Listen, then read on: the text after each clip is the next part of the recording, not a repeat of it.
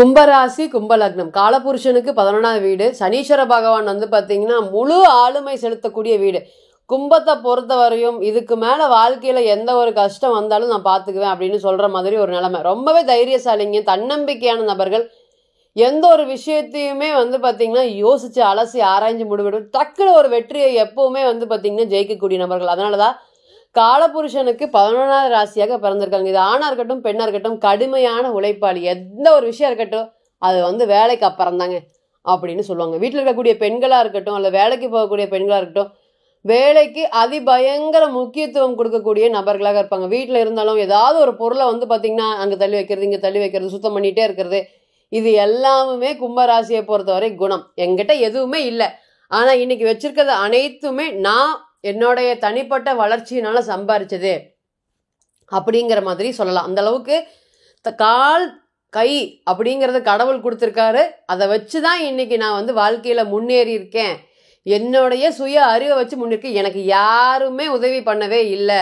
என்னுடைய அறிவை மட்டும் பயன்படுத்தி நான் இன்னைக்கு இந்த அளவுக்கு ஜெயிச்சிருக்கேன் அப்படின்னு காலரை தூக்கி சொல்லுவாங்களா அப்படின்னு கேட்டிங்கன்னா எஸ். கும்பத்தை பொறுத்த வரையுமே வந்து பார்த்திங்கன்னா எந்த ஒரு விஷயத்தையுமே நீட்டாக ஈஸியாக ஜெயிச்சுட்டு போகக்கூடிய ராசி. ஏதோ இன்னைக்கு கடவுளோடைய அனுகிரகம் கம்மியாக இருக்கக்கூடிய நேரமாக இருக்குது. ராசிக்கு 2ல் சனீஸ்வர பகவான், ராசியிலேயே ராகு. வீட்டுக்குள்ளே 2 பாம்பு ராகுக்கு எது இருந்தால் எப்படி இருக்குது அந்த மாதிரி இன்னைக்கு என்னுடைய புத்தி எனக்கு பயன்படலை, போகிற வரவன்லாம் என்னை அடிக்கிறான் அப்படின்னு சொல்கிற மாதிரி ரொம்பவே சந்தோஷமாக இருக்குங்க.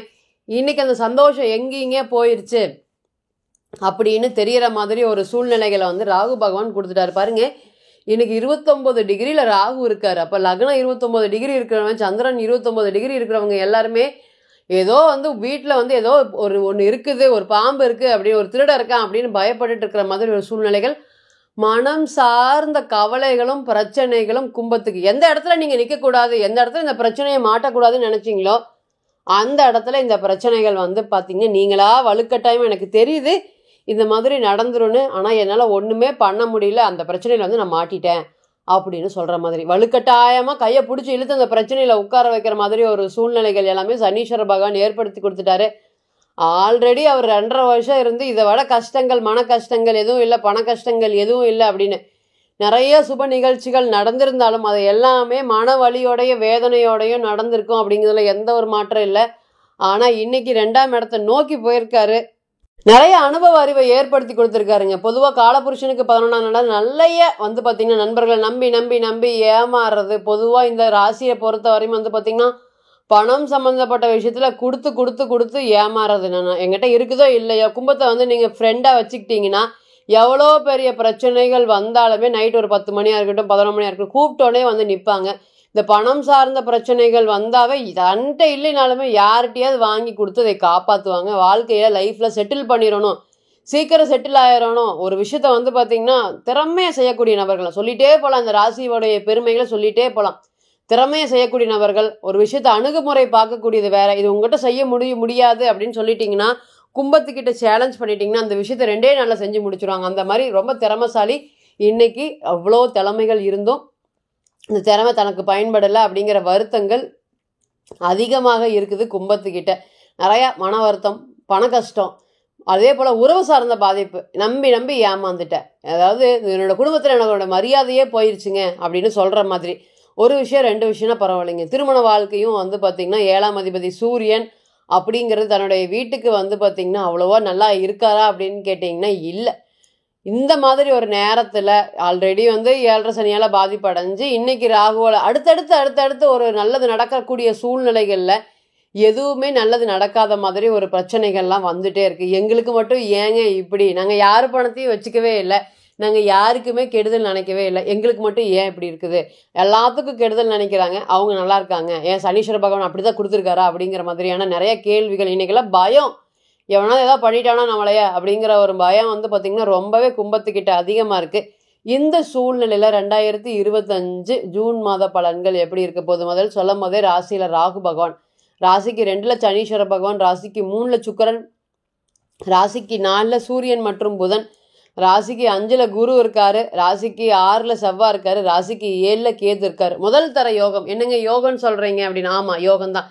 என்னங்க யோகம் அப்படின்னு கேட்டிங்கன்னா, எப்பொழுதெல்லாமே இந்த சனி பகவான் வீட்டில் ராகு கேது சம்மந்தப்படுதோ, இன்னைக்கு அதே மாதிரி ஏழில் கேது இருக்கும்போது ராசியிலே ராகு வரும்போது திருமணம் அப்படிங்கிறது ரொம்பவே டிலே ஆகிட்டு இருக்குதுங்க. 30 கடந்துட்டோம், 40 தொட போகிறோம் அல்லது 42க்கு மேலே இருக்கிறோம் அப்படிங்கிற மாதிரியான விஷயங்கள் அனைத்துக்குமே இந்த ராகு கேதுவோடைய கோச்சாரம் 29 டிகிரியில் இருக்காருங்க. அப்போ திருமணம் சம்மந்தப்பட்ட விஷயத்தில் அனைத்துக்குமே இது ஒரு பாசிட்டிவ். எவ்வளோ கஷ்டங்கள் இருக்கட்டும், எவ்வளோ சோகங்கள் இருக்கட்டும், இருந்தாலும் திருமண யோகத்தை ஏற்படுத்தி கொடுக்குமா அப்படின்னு கேட்டிங்கன்னா, எஸ், ஏற்படுத்தி கொடுக்கும். இத்தனை நாளாக இவங்களை நான் பார்த்து வச்சுருக்கேன், அவங்க எனக்கு ஒரு பதில் சொல்ல மாட்டேங்கிறாங்க, இந்த பொண்ணு மேலே நான் விருப்பப்படுறேன், எதுவும் சொல்ல மாட்டேங்கிறாங்க, இல்லை ஆல்ரெடி அவங்க பேசிட்டாங்க, பார்க்கலான்னு சொல்லிட்டு போயிருக்காங்க, இந்த மாதிரி எந்த ஒரு சூழ்நிலைகள் காரணமாக, இந்த பிரச்சனை காரணமாக வந்து பார்த்திங்கன்னா வரன்கள் பார்க்கறது பேசுறது எல்லாமே நிறுத்தப்பட்டிருக்கும். இனி இதெல்லாமே மாறப்போகுது. நீங்கள் எதிர்பார்த்த மாதிரி வரன்கள் வரப்போகுது. 2வது ராசிக்கு 2ல் சனி இருக்கார், குடும்பஸ்தானத்தில் சனீஸ்வர பகவான் இருக்கார். அதனால திருமணம் டிலே அப்படின்னு உங்களோட பிறந்த கால ஜாதகத்தில் எழுதி வச்சுக்கிட்டவங்க அனைவருக்குமே இன்றைக்கும் ராசிக்கு 2ல் சனி வந்திருக்காரு, திருமண யோகத்தை கூட்ட போகிறாரு. சனி இல்லாமல் கல்யாணம் நடக்குமா அப்படின்னு கேட்டிங்கன்னா நடக்கவே நடக்காதுங்க. எந்த ஒரு கிரகத்தோடைய தசா புத்தி இருந்தாலும் இல்லாட்டியும் சனீஸ்வர பகவானுடைய அருள் இருந்துச்சுன்னா அது ஏதோ ஒரு சூழ்நிலையில் வந்து பார்த்திங்கன்னா கல்யாணத்தை ஏற்படுத்தி கொடுத்துரும். இன்றைக்கி குடும்பஸ்தானத்திலே உட்காந்துருக்காரு. இன்றைக்கெல்லாம் குடும்பம் வேணும்னு இந்த கும்பராசி ஓடுமா அப்படின்னு கேட்டிங்கன்னா எஸ், ஓடும். அதே மாதிரி குடும்பம் வேணும், வருமானம் வேணும், ஓடக்கூடிய காலமாக இருக்கும். ராகுக்கு எதிர்க்கிறனால திருமணம் சம்மந்தப்பட்ட விஷயங்களுமே இனி நல்லது நடக்க போகுது. அதே போல் பாருங்கள், 5ல் குரு வந்துட்டாரு. அப்போ குழந்தைகள் அப்படின்னு நிறைய வேண்டிகிட்டு இருக்கோம். போகாத கோயில் இல்லை, வேண்டாத தெய்வம் இல்லை, நிறையா குழந்தை சம்மந்தப்பட்ட விஷயத்தில் பாதிப்படைஞ்சனால வெளியே போகிறதுக்கே, ஒரு ஃபங்க்ஷன் போகிறதுக்கே ஒரு சூழ்நிலை காரணமாக போக முடியாமல் போயிடுச்சு. போனால் 1000 கேள்விகள் கேட்குறாங்க. இந்த மாதிரி கஷ்டப்படுறவங்க அனைவருக்குமே இந்த குரு குழந்தை கொடுக்கறதுக்கு தயாராகிட்டாரா அப்படின்னு கேட்டிங்கன்னா எஸ்.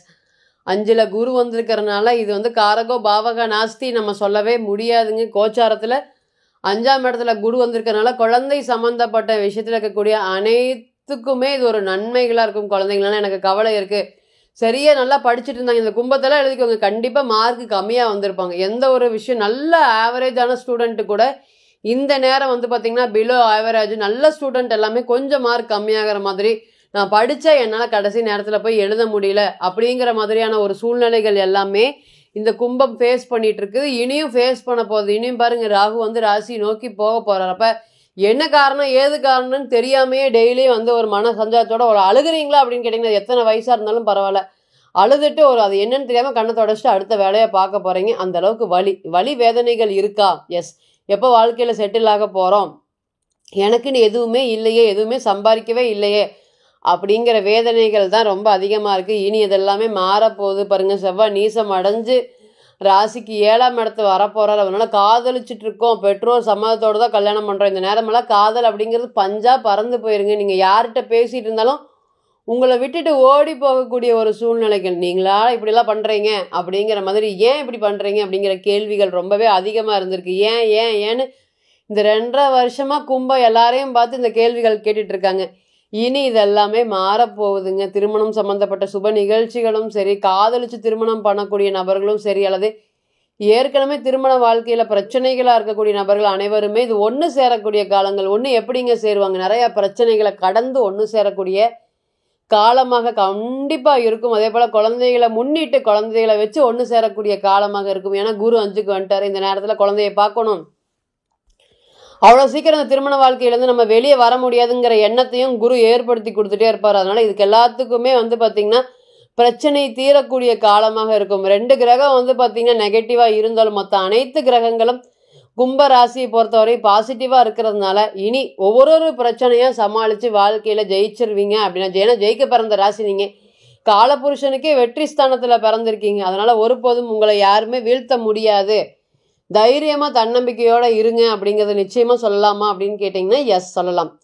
இப்போ நீங்கள் கேட்டு இருந்த அனைத்துமே கோச்சார பலன்கள் தான். 40லேருந்து 60% மட்டுமே பொருந்தும். தனிப்பட்ட ஜாதகத்தை நம்ம எடுத்து தசா புத்தி நடப்பு அந்தரம் கணிக்கும் போது கிரகம் பெற்ற பலம் பலவீனம் அடிப்படையில் பலன்கள் நிச்சயமாக கூடவோ குறையவோ செய்யும். அப்படிங்கிற எந்த ஒரு மாற்றமும் இல்லைங்க. தனிப்பட்ட ஜாதகத்தை நீங்கள் ஆலோசனை பண்ண விருப்பப்பட்டால் கீழே இருக்கக்கூடிய இந்த நம்பருக்கு கான்டாக்ட் பண்ணுங்கள். நான் வணங்கக்கூடிய நரசிம்மர் உங்கள் எல்லோருக்குமே நல்ல வளமான வாழ்க்கையை ஏற்படுத்தி தர நான் நிச்சயமாக பிரார்த்தனை பண்ணிக்கிறேன். மீண்டும் ஒரு பதிவில் உங்களெல்லாம் சந்திக்கும் வரை உங்களிடமிருந்து விடை பெறுவது உங்கள் அஸ்ட்ரோ புவனேஸ்வரி. நன்றி, வணக்கம்.